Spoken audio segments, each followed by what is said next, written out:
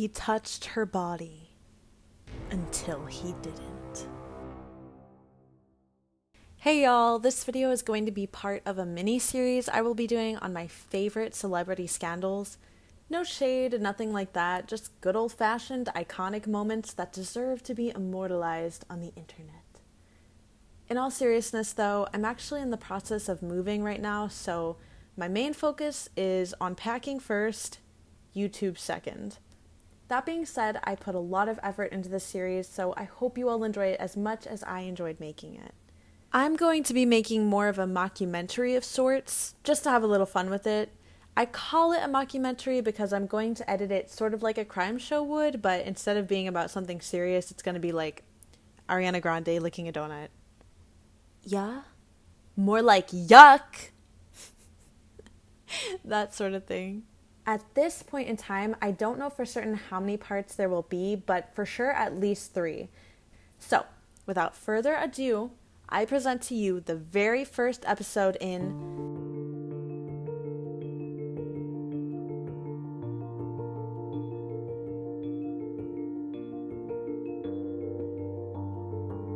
Mariah Carey and Eminem are 2 of the least likely people to be involved in a feud with each other.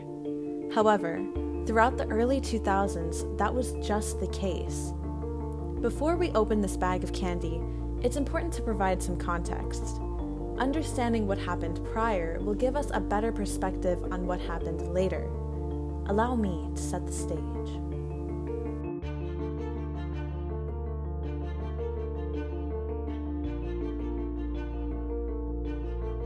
The year is 1988. A freshly turned 19-year-old nobody has just handed her demo tape to the head of Columbia Records, Tommy Mottola.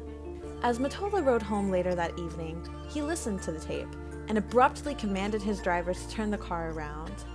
In what has been described as a Cinderella story of sorts, Mottola spent the next 2 weeks looking for this mysterious starlet, who would later become known as the legendary Mariah Carey.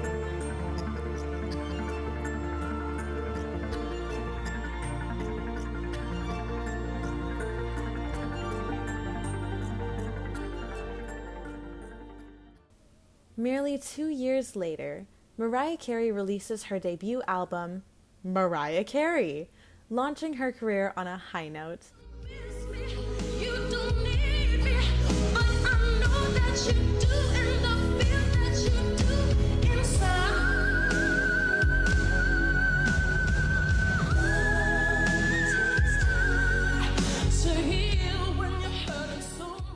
All 4 singles from the album nabbed the #1 spot in the Billboard Hot 100, and her next single, Emotions, from the 1991 album of the same name, would follow suit, making Mariah Carey the first and only artist ever to have their first 5 singles reach #1 on the Billboard Hot 100. All of this success came with a price, however. Though Mariah and Mottola began dating only a handful of years earlier, during the production of her debut album, by 1993 they were married. It's important to note that Mariah Carey was only 19 when she met Tommy, who, by comparison, was 39 at the time. It's pretty clear that his interest in her was extremely inappropriate, not only due to the 20-year age gap between them, but because of the nature of their relationship. I don't want to speculate too much about the situation, however, as the head of the label Carey was signed under, Mottola wielded incredible power over her. It was almost like being a prisoner, says Carey. There was no freedom for me as a human being. After 4 years of this choking relationship, the couple announced their separation in 1997. Sorry, I'm reading off my script and I just wrote 199. Okay. Shortly afterward, Carey began dating Latin singer Luis Miguel in 1998, and as their relationship blossomed, her relationship with label executives deteriorated.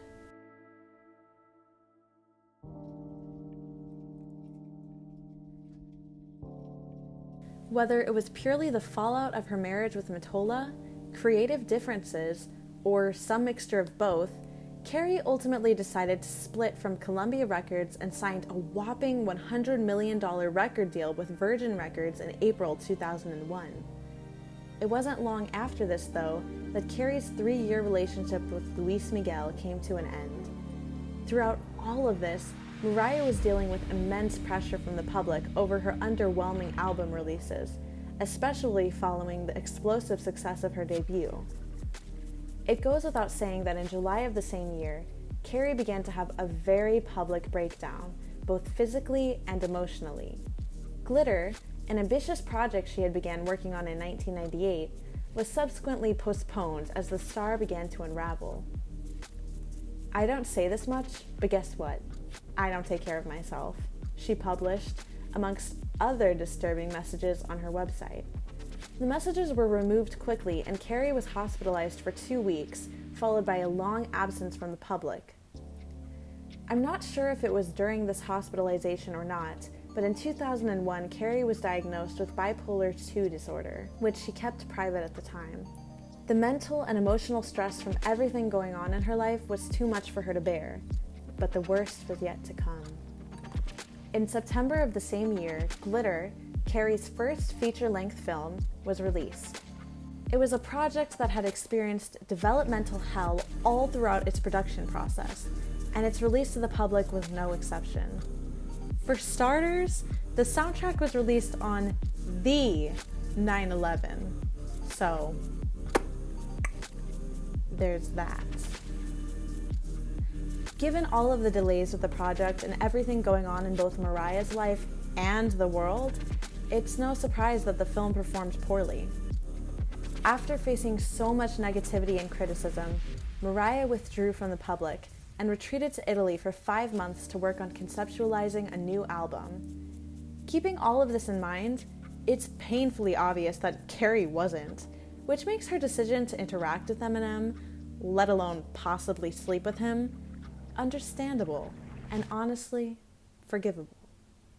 With CAREY's turbulent career as the backdrop, Eminem takes center stage and thus unfolds one of the most bizarre yet iconic celebrity feuds of all time.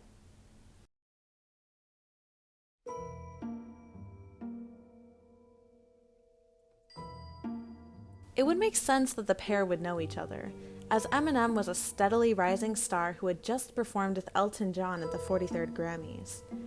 The song that they performed was Stan, which is kind of ironic because Eminem acts like a stan in this feud, but we'll get to that later.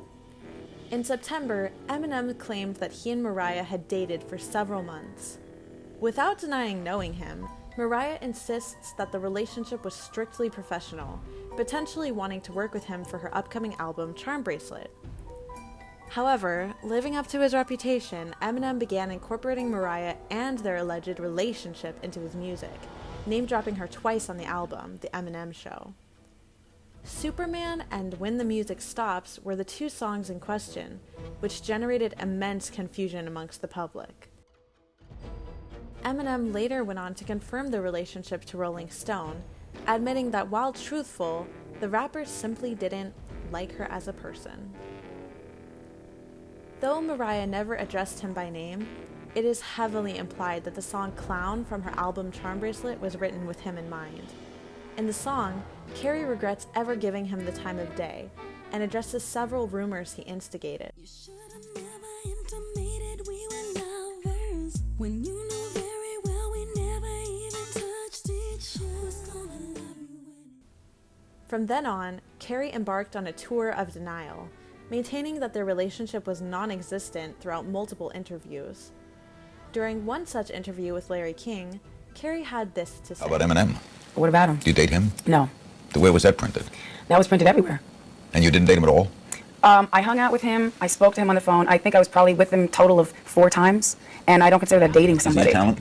I think he's talented, yes. Had she stopped there, that may have been the end of it. But who's to say? It's Eminem, after all. That's an awfully hot coffee pot.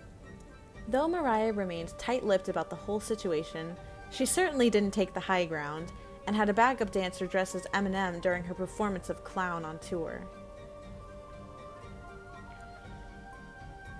In response to this, Eminem decided to sink even lower by playing intimate voicemails during his concerts, though reps for CAREY denied she is the voice on the tapes. It was Mariah. I told you to stop following me every motherfucking city we go. It's over between us. Remember you said there was never anything between us? Remember you said on VH1 or MTV or whatever it was that there was never anything between us, and you never flew Jess to my house at 5 o'clock in the morning and passed out on my motherfucking kitchen floor? What are you talking about? Eminem still wasn't finished, which is ironic because later on down the line he claims Mariah dumped him for finishing early. But we're getting ahead of ourselves. The rapper continued to blast the pop star on radio stations and songs alike, calling her an effing liar on Jimmy Crack Corn. Wow, your mind's on us like mine's on Mariah, and y'all are just like her, you're all fucking liars, but On Shade 45 Radio, he reiterated that the pair were together for 6 to 7 months, suggesting that things didn't work out due to personality differences.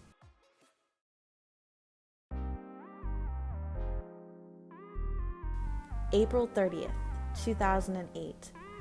Nearly 5 years since her last involvement in the situation, Mariah Carey and Nick Cannon get married in the Bahamas. It seems Mariah was throwing in the towel in regards to her beef with Eminem. Little did she know, though, that Eminem would snatch that towel, wring it dry, swallow every drop of perspiration left on it, and cuddle with it every night, plotting his next desperate attempt to get a single droplet more.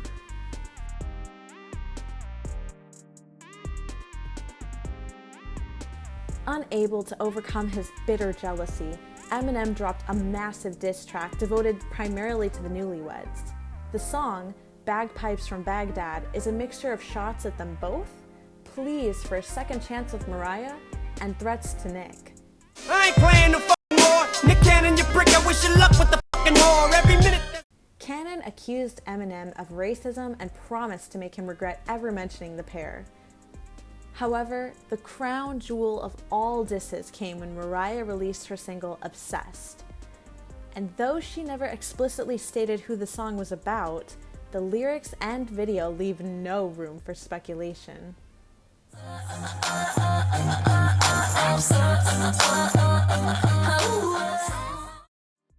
Infuriated, Eminem held nothing back in his response, The Warning.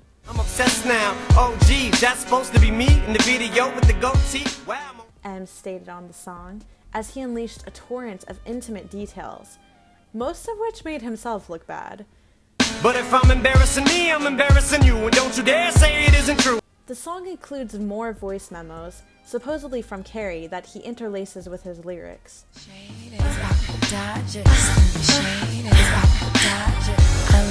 I love you too. Let me whisper sweet nothings into your ear, boo. Know what you say? It's nothing. Yeah, so what I'll do is refresh your memory when you said I want you. Now said I. The Warning seemed like the final statement from Eminem, threatening blackmail if CAREY continued to mock him with her platform. Call my bluffing, I'll release every fucking thing I got, including the voicemails right before you flipped your top when me and Luis were trying to stick 2 CDs in the same slot. Finally, nearly a decade later, Eminem stated that The Warning was his final word on the matter. The feud has fizzled out since, but every now and then Nick Cannon brings it up for relevancy. Mariah has notoriously dodged any questions related to the rapper, even going so far as to cleverly mistake him for the Candy when asked to say 3 nice things about him. Say 3 nice things about Eminem. They come in a package that you can carry wherever you go. Everybody loves them around the world. And they're tasty. Peanut, and you can have the regular kind. Very good. Oh my God. In conclusion, or to wrap it up, it's hard to say who is telling the truth, as CAREY never retaliated and Eminem never released anything damning. What are your thoughts on this situation? Are you Team Eminem or Team Mariah? Let me know in the comments down below, and please consider subscribing to my channel and giving this video a big thumbs up. It really helps me out so much, and your support is always appreciated. Thank you all so much for watching. Stay safe and be happy. That's an awfully hot coffee pot. See you next week.